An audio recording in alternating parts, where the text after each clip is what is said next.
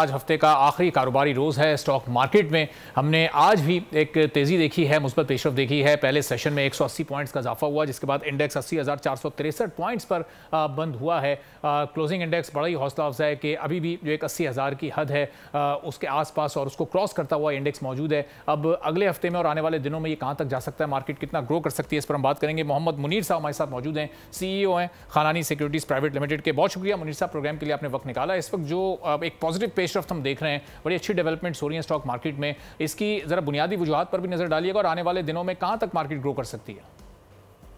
देखिए, मेन वजह इसकी है बैंक्स और आईपीपीज हैं, ऑयल सेक्टर है। अगर देखा जाए तो बैंक्स यहाँ से डबल हो गए और अभी भी अगर देखा जाए 2, 3, 4 की पी पे ट्रेड करें और अभी इसमें बहुत गुंजाइश है।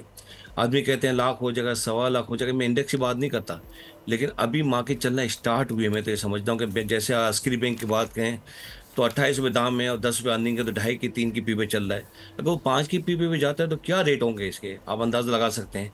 इसे हबीब बैंक के 40 रुपये अर्निंग है और मुख्तलिफ बैंकों की अर्निंग देखें और इनके रेट देखें तो मतलब इसमें बहुत गुंजाइश है बढ़ने की। इन्वेस्टमेंट के लिए अभी सिर्फ एक इन्वेस्टर को एक बात का ख्याल रखना है कि इन्वेस्टमेंट करते हुए सिर्फ उन्हीं आइटमों में इन्वेस्टमेंट करें जो पे आउट करती हैं। अच्छा। ताकि वो सर्वाइव कर सके लॉन्ग टाइम तक, उनको बहुत अच्छे मुनाफे होंगे अगर वो वेट करना सीख जाएंगे तो मुनीर साहब, अभी रिसेंटली हमने देखा कुछ अर्से पहले इंटरेस्ट रेट कम हुआ, फिर बजट आया, उसमें कोई इजाफी टैक्सेस मार्केट पर नहीं लगे। अभी आगे चलकर अगर इंटरेस्ट रेट में मजीद कोई 1-1.5% की कमी आती है तो वो कितने पॉजिटिव इंपैक्ट्स मार्केट पर क्रिएट कर सकती है? यकीनन वो सीमेंट सेक्टर जो लेवरेज है, वो स्टील के सेक्टर जो लेवरेज है, वो यकीनन उनको वो बेनिफिशियल रहेंगे। लेकिन आदमी का ये कॉन्सेप्ट है कि रेट ऑफ इंटरेस्ट कम होने से बैंक पे अफेक्ट पड़ता है, ऐसी कोई बात नहीं है।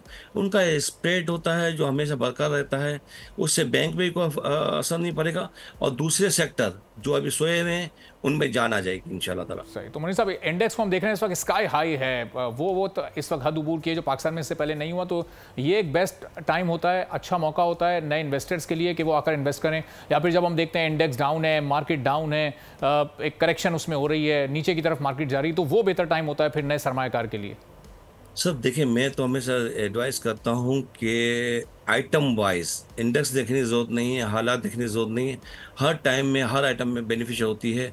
जैसे आज बैंक्स हैं, मुझे लगता है कि इसमें बहुत गुंजाइश है, इसमें इन्वेस्टमेंट करनी चाहिए। इंडेक्स चाहे लाख हो जाए या 80,000 हो जाए या 75,000 हो जाए, लेकिन आपका कॉन्सेंट्रेट आपकी आइटम पे होना चाहिए कि आइटम क्या पे आउट करती है, वो किस पी पे ट्रेड कर रहा है। तो मुनीर साहब, अभी ये जो 100 इंडेक्स है, ये कितने सेक्टर्स ऐसे हैं जो कि बड़ा बेहतर परफॉर्म कर रहे हैं, या फिर इस 100 इंडेक्स का बोझ ये चंद एक 5-6 सेक्टर्स नहीं उठाया हुआ है? सर इस वक्त तो देखिए बैंक्स हैं। अगर ओजीडीसी पीपल की मैं बात करूं जो सेक्युलर डेट की वजह से दबे हुए हैं, अगर वो अपने फेयर प्राइस पे आ जाए तो इंडेक्स वैसे ही लागू हो जाएगा। जैसे 50 रुपये अर्निंग है ओजीडीसी की, पीपीएल की 45-50 रुपये अर्निंग है और वो अभी जिस दाम पे ट्रेड करें, 2.5 की पी पे ट्रेड करें, वो 5 की पी पे आ जाए तो क्या रेट हो जाएगा। अगर एक सेक्युलर डेट का मसला हल हो जाए तो इंडेक्स कहाँ चला जाएगा और कितनी कंपनियां सर्वाइव कर जाएंगी। जैसे ओजीडीसी पीपीएल है, सुनौदन है, सौदर्न है, पीएसओ है, वो चल पड़ेंगी। तो डिपेंड करता है कि हुकूमत किस तरह से एक्शन लेती है और कौन कौन सी कंपनी से बेनिफिशियल है।